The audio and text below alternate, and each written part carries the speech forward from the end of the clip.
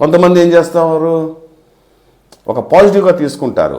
పాజిటివ్గా తీసుకుని నేను సంపాదిస్తాను, నేను ఖచ్చితంగా సాధించి తీరుతాను, అతనికి 2 కాళ్ళు ఉన్నాయి, 2 కళ్ళు ఉన్నాయి, 2 చేతులు ఉన్నాయి, నాలాగే మనిషి, నేను అతను చేస్తున్నప్పుడు అది నాలాగే బ్రెయిన్ ఉంది, అతను చేస్తున్నాడు, నేను ఎందుకు చేయలేను, నేను చేస్తా. అతని బ్రెయిన్ స్పీడ్ ఉండొచ్చేమో, నా బ్రెయిన్ తక్కువ ఉందా, సరే తక్కువ ఉందేమో, నా బ్రెయిన్ స్పీడ్ అవడానికి నేను ఏం చేయాలి, నేను ఎలా నా బ్రెయిన్ శక్తిని పెంచుకోవాలి, నేను కూడా తీరుతా అని కొంతమంది ఆలోచిస్తారు. వాళ్ళు సక్సెస్ అవుతారు, ప్రణాళిక వేసుకుంటారు, ఇంతకుముందు చెప్పే కదా, అన్నీ వేసుకుంటారు, సాధిస్తారు. ఇలా కొంతమంది ఆలోచిస్తారు, కొంతమంది భయంగా ఆలోచిస్తారు, కొంతమంది ఏమీ చేయలేము, మనకెప్పుడు డబ్బులు రావాలి, ఇలాగ నెగిటివ్ అనమాట.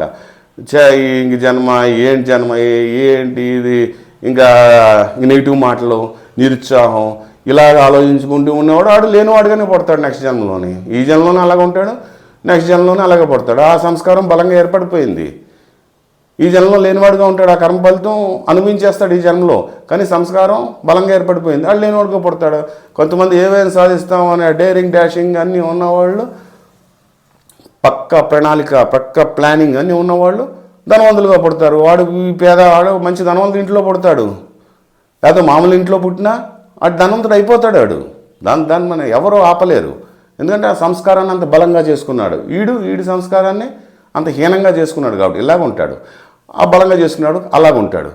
కొంతమంది దైవ చింతన అలా ఉంటారు, దైవ మార్గంలోకి వెళ్ళిపోతారు, వాళ్ళ సంస్కారాన్ని దైవ మార్గంలో బలవంతంగా చేసుకున్నారు. ఇవన్నీ చూసేసాం, డబ్బు అన్నీ చూసాం, ఏముంది ఎన్ని జన్మలైనా సరే డబ్బు అన్నీ చూసాం, కష్టం చూసాం, నష్టం చూసాం, మంచి చూసాం, అన్నీ చూసాం. నాకు ఆ దైవత్వం దగ్గర నేను చేరుకోవాలి, సత్యం వైపు చేరుకోవాలి, ముక్తి వైపు చేరుకోవాలి. మహానుభావులు వస్తారు, వాళ్ళు ఇంకా సన్యాసం తీసుకుంటారు, నెక్స్ట్ జన్మలో ఒక తపస్సు చేసుకుని ఈ జన్మలోనూ అట్లాగో వాళ్ళు సద్గురువులుగా అయిపోతారు. ఇవన్నీ చూసినవి మనం చూడని ఏంటి, సరే కొంతమందికి చెయ్యాలి, ఏం కావాలి, వాళ్ళకి సేవ చేయాలి, అది చేయాలి, దానికి కావాల్సిన డబ్బు కావాలి, అది సంపాదిస్తారు, అందరికీ సేవ చేస్తారు, తర్వాత వాళ్ళు సత్యం వైపుకి వెళ్ళిపోతారు, ముక్తికి పొందుతారు. అలా కొంతమంది డైరెక్ట్గా అన్నిటికీ దూరంగా ఉండి ముక్తి పొందుతారు, సత్యం వైపు చేరుకుంటారు. ఇట్లా ఎవరు సంస్కారాలని ఎవరు బలంగా చేసుకుంటే అలాగా తయారవుతారు. సో ఇది మెయిన్. అంటే ఏంటంటే కర్మ అంటే ఇప్పుడు ఈ సంస్కారాన్ని మనం కర్మని వేసుకుంటున్నాం, సరే అనుకోండి, తప్పేమీ లేదు. కాకపోతే నేను ఇంకా డెప్త్కి వెళ్ళి దాన్ని వివరించడం అన్నదే జరుగుతుందన్నమాట. యాక్చువల్లీ కర్మ ఫలితాల నుంచి ఇంపార్టెంట్ విషయం తెలియజేస్తాను. అంటే కర్మాలను బట్టే మనం జన్మలు ఎత్తుతున్నాం అని. అంటే కొంతమంది అడుగుతారు, ఇప్పుడు చేసిన కర్మ నెక్స్ట్ జన్మల్లో తీరడం ఏంటి, నెక్స్ట్ జన్మలు ఎవరు గుర్తుంటాయి, అంతే కదా, అప్పుడు తీరడం ఏంటి, సరే మనకు గుర్తుందా లేదా అని కాదు, అది ఈ విశ్వం ప్రకృతి యొక్క నియమం అంతే. మనకు గుర్తున్నా లేకపోయినా మనకు గుర్తులేదు, నెక్స్ట్ జన్మలోకి ఎత్తిన తర్వాత కూడా అది జన్మ కూడా గుర్తుండదు, అది కూడా ప్రకృతి నియమమే. ఎవరో చాలా రేర్ పర్సన్స్కే పూర్వజన్మలు గుర్తు వస్తాయి, మనం సాధన చేస్తే కూడా పూర్వజన్మలు వస్తాయి, గుర్తొస్తాయి, అన్నీ నిజమే ఉన్నాయి అన్నీ. అయితే మనకి తెలియదు ఆ లాస్ట్ జన్మ చేసిన కర్మ ఏంటి, ఇప్పుడు రావడం ఏంటి, ఇవన్నీ క్యారీ అవ్వడం ఏంటి, ఇవన్నీ ఎవరికి గుర్తుంటాయి ఏంటి, అసలు ఈ జన్మలో కర్మ ఈ జన్మలోనే తీరిపోవాలి, నెక్స్ట్ జన్మ దాకా ఎందుకు, పోస్ట్ పాయింట్ ఏంటి, మళ్ళీ నెక్స్ట్ జన్మలో కూడా తీరుద్దని ఉందా, మళ్ళీ 2వ జన్మలో తీరుద్దని ఉందా లేదా, అప్పుడు తీరుతుందా లేదా, లేదా మళ్ళీ 3వ జన్మ క్యారీ చేయాలా, మళ్ళీ 4వ జన్మ క్యారీ చేయాలా, ఏంటి క్యారీ చేయడాలు ఏంటి అని ఇలా కొంతమంది అడుగుతూ ఉంటారు. కరెక్టే కదా, అడుగుతూ ఉంటారు. కాదు, ఏ జన్మలో చేసిన కర్మ ఆ జన్మలో తీరిపోతుంది. అంటే ఇప్పుడు ఈ జన్మలో మనం చేసిన కర్మ ఈ జన్మలో తీరిపోతుంది, దాని ప్రతిఫలం అనుభవించేస్తున్నాం. అంటే ఇది మంచి కానివ్వండి చెడు కానివ్వండి మనం అనుభవించేస్తున్నాం. కర్మ క్యారీ అవ్వట్లేదు, సంస్కారం అన్నది క్యారీ అవుతుంది. ఈ సంస్కారాన్ని ఎంత గాఢంగా ఉంటే దాన్ని చెరపడం అంత కష్టం, ఎంత లైట్గా ఉంటే చెరపడం ఈజీ. మనం మార్చుకోవచ్చు. అంటే కర్మను మార్చొచ్చా అంటారు కదా, అంటే ఇప్పుడు సంస్కారాన్ని క్యారీ అవుతుంది, కర్మ అన్నది దాని ప్రతిఫలం మనం అనుభవించేస్తున్నాం. వేరే జన్మకి ఇలా ట్రాన్స్ఫర్ అవ్వట్లేదు. ఏ జన్మలో ఆ జన్మ, మళ్ళీ నెక్స్ట్ జన్మలో మనం సంస్కారంతో పుట్టాం, మళ్ళీ అప్పుడు కూడా మళ్ళీ కర్మ అనేది చేస్తాం, మళ్ళీ ఏదో కర్మ చేస్తూ ఉంటాం కదా, కర్మ చేస్తూ ఉంటాం. అప్పుడు ఆ కర్మ బట్టి మళ్ళీ కొత్త సంస్కారాలు వస్తూ ఉంటాయి.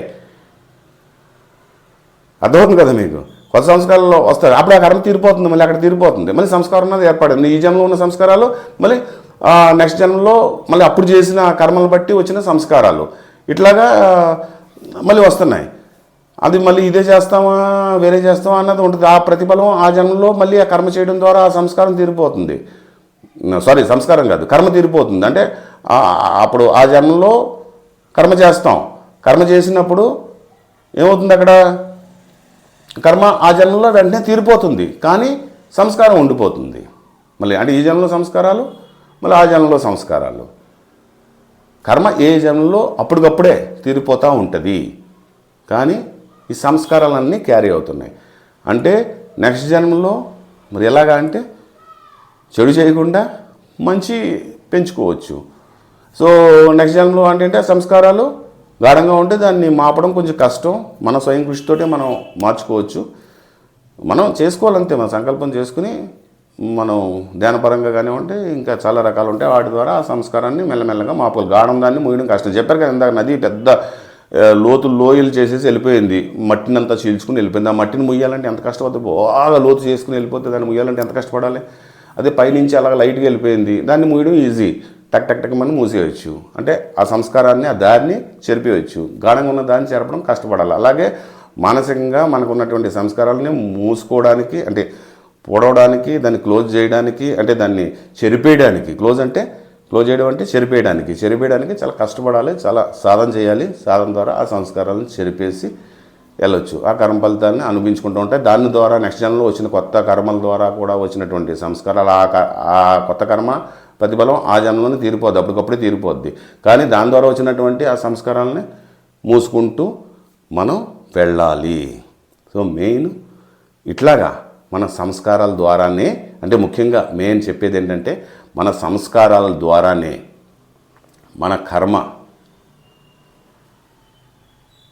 అంటే మన కర్మ ద్వారా మనకి సంస్కారం ఏర్పడుతుంది. మన కర్మ ఆ జన్మలోనే తీరిపోతూ ఉంటుంది, సంస్కారాలు మాత్రం క్యారీ అవుతాయి. వాటి నుంచి కూడా మనం బయట పడవచ్చు. కాకపోతే చాలామందికి ఇక్కడ ఇంతకుముందు చెప్పా కదా, కన్ఫ్యూజన్ ఏంటంటే ఈ కర్మే క్యారీ అవుతుంది అనుకుంటూ ఉంటారు. కర్మ క్యారీ అవుతుంది అనుకుంటూ ఉంటారు. ఏంటంటే దీంట్లో కొంచెం డెప్త్, ఈ సంస్కారం అన్నది క్యారీ అవుతుంది.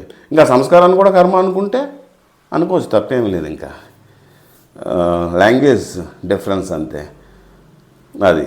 సో అట్లా అనమాట. అంటే డిఫరెన్స్ ఆ లోతుల్లోకి వెళ్ళి వివరించడం జరిగింది.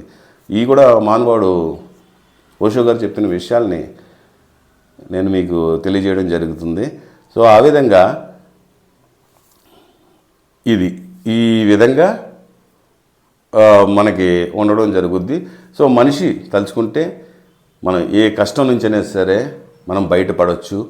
కాకపోతే మనం తప్పులు చేయకుండా మంచిగా ఉంటూ మంచి మార్గంలో వెళుతూ ప్రతి ఒక్కళ్ళకి మన ఆలోచన సరళి కూడా మనం ముందు బాగు చేసుకుంటే మనకు ఎదురయ్యే పరిస్థితులు కూడా అన్నీ మంచిగానే ఉంటాయి.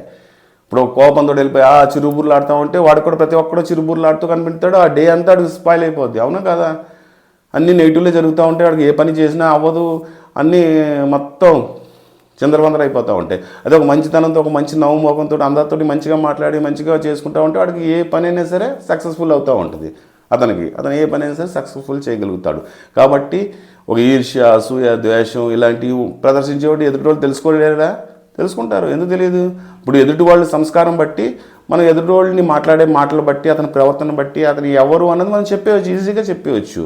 కొంచెం బుర్ర ఉన్నవాడు ఎవరైనా సరే చెప్పేస్తారు. కొంతమంది ఎస్టిమేషన్ వేయకపోతే వేయలేకపోవచ్చు, కానీ మ్యాక్సిమం కొంచెం బుర్ర ఉన్నవాడు ఎవడైనా సరే ఎదుటి వాళ్ళు మాట్లాడే తీరుని బట్టి మనం చెప్పేస్తాం కదా.